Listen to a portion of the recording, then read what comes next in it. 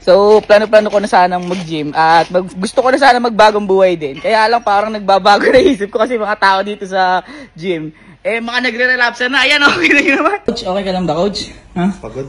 Pagod? Pagod ka na, coach? Saan ka pagod? Pagod ko na siyang isipin. Uy! Hindi ko alam kung iniisip niya rin ako.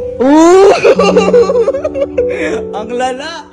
Uy, ikaw pala, coach, nag-gym ka na rin pala? No, inahin niya kasi ako. Oh. Daw mag-workout kami. Mag-workout kayo? Kaming dalawa. Kung mag-work kayo? Ang lala nito!